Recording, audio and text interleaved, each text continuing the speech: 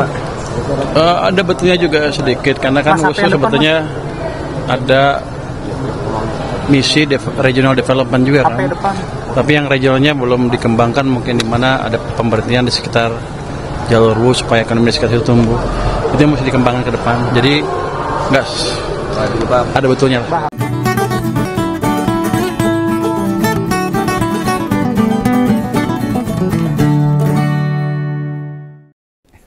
Sekali lagi tentang Pak Purbaya Yutisadewa, Menteri Keuangan kita ini. Ya itu memang pemberani beneran ini. Berani merespon komentar orang luar pemerintahan yang membela diri atau menganggap dirinya sendiri benar. Salah satunya, Pak Menteri menolak anggapan alias memberi kategori keliru bila proyek kereta cepat dinilai sebagai investasi sosial. Lah nek ngono berarti secara tidak langsung yang ada di pikiran Jokowi sesuatu yang nggak bener, salah, keliru menurut Pak Purbaya. Tadi dengar sendiri kan, Pak Purbaya bilang ada benernya sedikit, dikit. Ya mau gue patut-patut lah, masa langsung genjleng gitu kan. Enggak. Nek orang hormati Jokowi sebagai mantan presiden, ya dia akan bilang pres-bres itu. Jika logika Jokowi salahnya banyak. Jokowi itu kayak anak SD pulang sekolah bawa kertas hasil ulangan itu loh. Ditunjukkan pada ibunya. Dia nyerahin kertas bernilai 20. Nilainya 20 dengan ngebela diri. Untuk nilai 20 soal 10 salah 8. Ngomong kalau benernya dikit, padahal nek versi teman kelasnya dudu benernya dikit, melainkan salahnya banyak. Loh, apa yang dikatakan Pak Menteri Keuangan, Pak Purbaya, seperti konten ngompol wingi bengi itu, secara logika itu menyesatkan, ngawur. Banyak cacat logikanya yang mengandung kesalahan dalam menilai proyek itu. Dengan nyebut ada benarnya dikit. membuktikan proyek ini berpotensi bermasalah secara sosial, secara administratif, secara ekonomi, hingga secara pemerintahan, yang juga pantas kita pertanyakan. Kenapa sebagai orang yang ngerti proses bagaimana proyek itu direalisasikan, kok enggak cerita dulunya prosesnya gimana? Orang diomong ke. Contoh ini, secara kontrak, poin-poin apa yang disepakati antara Indonesia sama Cina? Lalu jelaskan juga mengapa kita bikin proyek dengan harga 13 triliun, jaraknya kok hanya 142 km. Sedangkan di Arab sana, Arab Saudi, duit 112 triliun, hanya selisih 1 triliun. Bisa untuk jarak 1.500 km. Secara pribadi aku mudeng. Nek Jokowi dikonfirmasi wartawan, pasti ngomongnya itu dilarikan atau dibelokkan dari yang ditanyakan oleh banyak pihak. Ben ketoknya bener. Lalu Pak Menteri Keuangan yang menanggapi, benernya Siti. Ya ada benernya Siti. Tapi orang-orang pada goreng itu, seolah-olah Pak Menteri Keuangan itu membenarkan pernyataan Jokowi. Padahal enggak, kalau kita mau bloko suto lah. Mau melihat secara menyeluruh. Bener emang Siti. Nah Jokowi selalu menghindar pertanyaan-pertanyaan yang bakal menyulitkan dirinya. Nek tetap hal itu ditanyakan wartawan, dia akan ngomong. Misalnya Dioya itu. Ya pasti jawabannya, oh, itu kewenangan pemerintah sekarang. Ya ngeles akhirnya. Atau ya tanyakan ke partai, itu bukan urusan saya. Pasti ya gitu dan sebagainya. Kok tanya sama saya? Itu aja. Nah, nek orang tidak berpijak pada prinsip kejujuran dan kebenaran, dan aura kebohongan sangat kentara, wes otomatis selalu menghindar terus dan beralibi, seolah-olah dirinya tidak salah. Ditambah orang nganggap dia masih seperti dulu. Masalahnya para penegak hukum, aparat berwenang, pihak berwajib sekarang ini banyak bekerja sesuai kepentingan, bukan sesuai keadilan. Mereka menjauhkan diri dari membela kepentingan rakyat. Ya wis tumbuh untuk tutup klop matruk. Yang diributkan soal WUS kan hal-hal mendasar tentang kerugian. Kalau penak wae Jokowi bicara ini kaitannya tentang investasi sosial. Oh piye no? Sebuah argumentasi yang tidak dilandasi dengan kepedulian pada negara. Mau bener ke awake dhewe. Padahal kerugian buat negara sangat besar, 113 triliun. Dengan membantah atau mengalihkan isu penting kereta cepat bus pada sekedar urusan gengsi pelayanan transportasi, ini menyesatkan. Menyediakan bus itu bukan sesuatu yang dibutuhkan negara. Tidak hal yang mendesak. Bahkan pantas kita kritisi. Kok bukan KRL atau LRT yang dibuat? LRT yang dibuat. Proyek lebih realistis kan. Dan bisa mengangkut massal penumpang. Biaya lebih murah. Makin banyak kelas atau level masyarakat kita bisa menikmati. Dari yang masyarakat ekonomi cukupan rendah, bahkan yang kaya akan lebih enak lagi. Dan itu bukan jenis kereta mahal begini kayak WUS itu, hanya dicanggo oleh kelas menengah ke atas. Dan penumpangnya sithik itu. Di sisi lain mantan Menko Polhukam itu Pak Mahfud MD itu terang-terangan Blokosuto bicara kalau KPK tidak segera cepat mengumpulkan informasi berarti memang ada ketakutan. Seakan-akan ada yang menekan salah satu lembaga super body ini. KPK ini mau kemana ini? Berani nggak segera menyelidiki kasus-kasus WUS ini yang kabarnya ada markup dan sebagainya. Ditilik dari harganya saja. Perbandingan Indonesia sama Arab Saudi. Jauh. Om Begawan wis menegaskan. Ini aparat penegak hukum makin kesini yang diurus pokoknya perkara pelakunya wong cilik.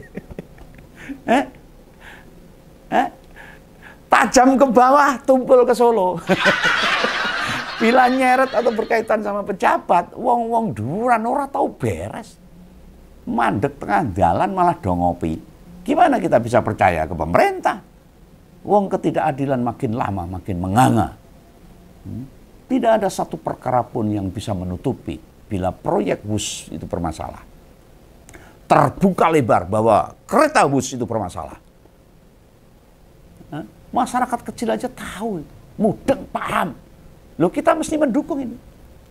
Pak Menteri genggam erat APBN tidak dipakai buat nyaur utang kereta WUS.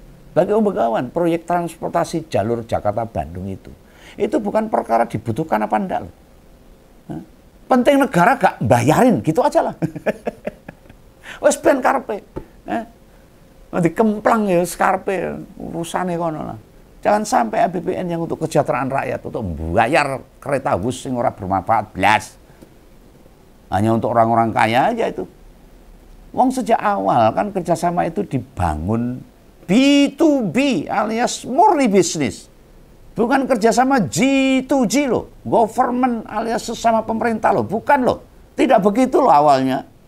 Coba dilihat MOU awal. Lagian semula rembukan sama Jepang yang lebih murah, lebih berkualitas.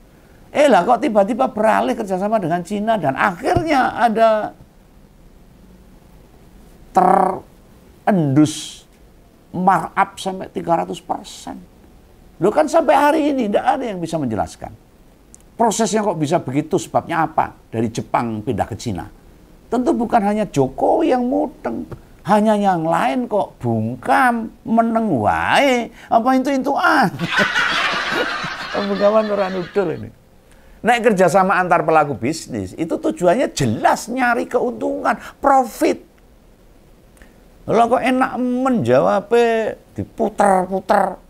Nah sedangkan sekarang yang diributkan rong tekan untung boruki, melainkan piye carane ngelunasi cicilan. Yang satu tahun bisa mencapai 2 triliun. Kan berarti hitung-hitungan proyek ini tidak benar ini dari awalnya. Wong barangnya wis dienggo dioperasikan kok pada ribut gimana nyicilnya. Dulu ngerancangnya gimana itu, ngitungnya piye itu.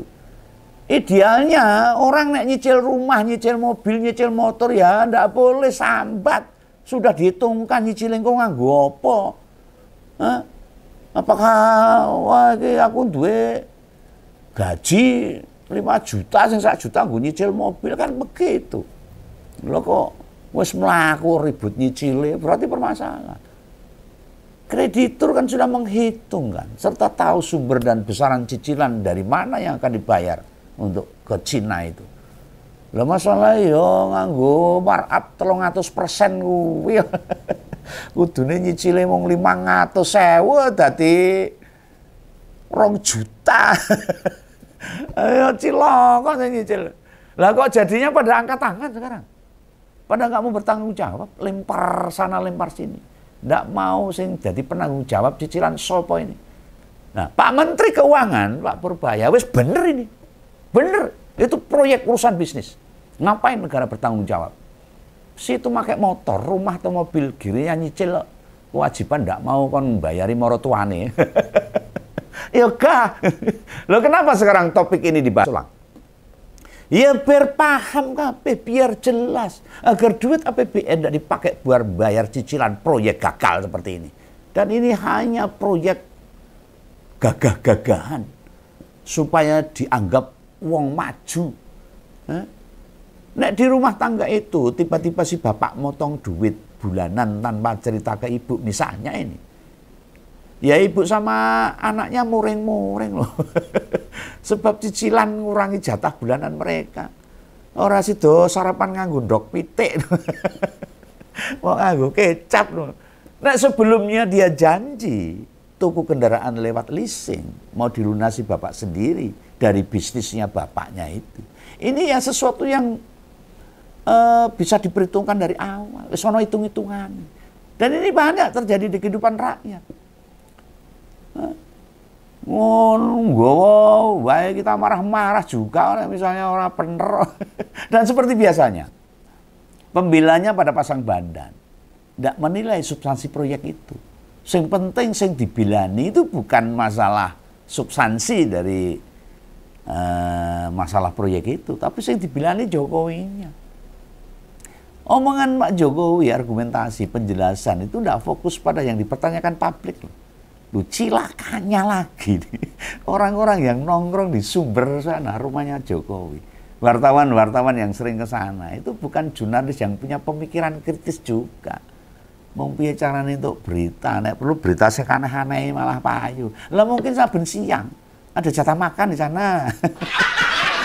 Jadi mau mengajukan pertanyaan yang agak tajam, do pekewo. Ini nggak nuduh loh ini. Mau mbok menowo. Lo mau bagaimanapun yang nongkrong di depan rumah Jokowi pasti dapat banyak lah hal-hal menyangkut berita. Ya sudah memang mengandalkan jurnalis yang wilayahnya atau dipasrai perusahaan buat terus ngikuti Jokowi. Pitakone ya sekedar buat pantes-pantes dong. Tidak menjawab rasa penasaran publik.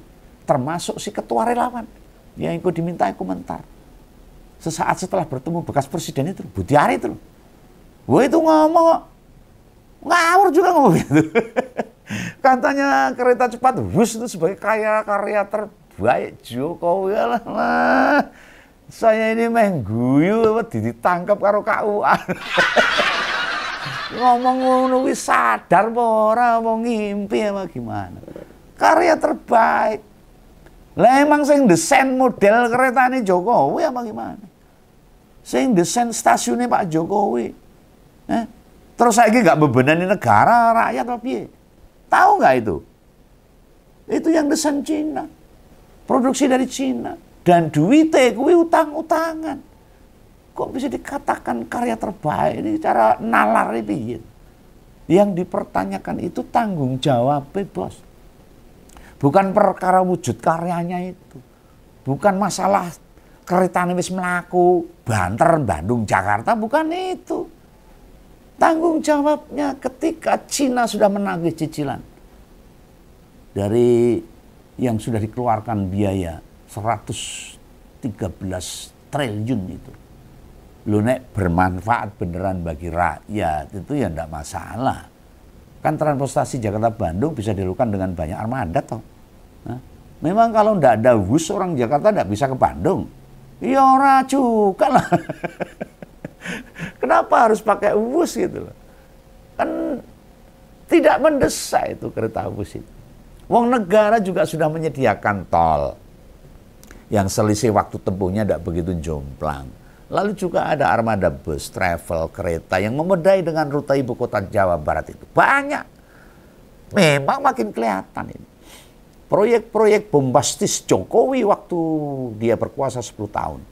Meninggalkan masalah dan keruwetan yang sekarang ditanggung oleh pemerintah sekarang. Dan rakyat juga menanggung. Tidak hanya WUS, termasuk IKN, Bandara Kertajati, dan serta beberapa bandara yang sekarang mangkrak. Pemasukan yang tidak ada. Tapi ada pengeluaran. Apa pengeluarannya? Maintenance, perawatan yang tidak sedikit. Orang yang penumpangnya bos, sepi, mangkrak. Loh memang sih yang Kertajati itu kemarin buat uji coba drone tanpa awak. Yang buat logistik sama misi kemanusiaan. Nek pemanfaatannya untuk non-profit. Ya gak sepadan sama biaya yang dikeluarkan oleh bandara itu sendiri. Bandara Kertajati biaya pemeliharaannya itu gede loh. Maintenance itu gede banget. Bisa puluhan miliar per tahun. Kalau digunakan buat misi sosial, ya ora sesuai dengan tujuannya. No. Posisinya plek, sama, identik dengan kasus bus itu. Lo nek terus dioperasikan, itu biaya rutinnya ya tambah gede. Tambah belasah-belasah duit negara entek. Ibarat buat nyicil pinjaman pengelolaan bus bisa stres berat ini. Namanya juga proyek biaya tinggi, tiket layanan fasilitas ya harus setara semua berkaitan kelas VVIP dengan layanan buat para pebisnis. Lah tentu tidak sembarangan loh. Ini butuh dana gede juga. Ingatlah almarhum Faisal Basri menyebut PEP alias Bu-Buan. Bu-Buan tahu. Iso kembali modal tanpa badi apa-apa itu. Itu bisa tembus 139 tahun. Meski kereta dengan 601 kursi selalu penuh itu. Bendino penuh itu. Lagi rampung itu 139 tahun. Ora wis do modar. Sekarang itu. Dengan trip 36 kali loh. Itu hitung-hitungannya Pak Faisal almarhum. Ahli ekonomi itu. Orang gering ngomong dia. Dan tarif yang dikenakan per kursi mencapai 300.000. Padahal kita ngerti sendiri. WUS itu sering ada potongan harga, diskon. Dan kadang tarifnya reguler hanya 200 sampai 250.000. Kadang malah 50.000 per kursi. Dan kemarin, dalam penjelasannya Jokowi beralibi. Baru tahun pertama kok wis ribut. Ya ribut, mong orene apa-apane kok. Baru pertama aja dah rugi, kesana tambah hancur. Nah justru di tahun pertama itu akan menentukan kita bisa melunasi apa enggak. Ngitungnya genah itu. Tenan nih. Makin dirungokke itu makin orang genah logika berpikir Pak Jokowi ini. Lagian, wingi pas ngerespon isu ini, Jokowi sambil baca loh. Tentang bagaimana seolah-olah ini sesuatu yang menguntungkan. Menguntungkan yang di mana? Ini murni urusan untung rugi. Lah kok dia menjelaskan perkara investasi sosial? Padahal yang diributkan itu bukan perkara itu, bos. Oh, tapi dia ngasih keterangan sembari baca dokumen. Mungkin wedi karo ngompol konten saya itu mungkin. Loh kenapa wedi? Kenapa takut? Lah nek gak baca, engko blank meneh. Mandek mikire itu. Kan dadi konangan memang kemampuan bicara Pak Jokowi sudah merosot drastis. Berbeda dengan situasi maupun kondisi sebelumnya. Apakah kemampuan bicara atau kemampuan berpikirnya yang sekarang sudah tidak sama dengan zaman dulu? Ya mboh. Sajane kudu piye tambah rungkat ini. Kayak lagune sapa biarlah. Oke lah, kita tunggu aja apa yang akan terjadi. Yang penting saya mendukung Menteri Keuangan Bapak Purbaya untuk tidak membebani APBN untuk bayar utangnya kereta bus. Cepat. Telur Pak Jokowi. Oke, salam kawan, salam empol. Dadah.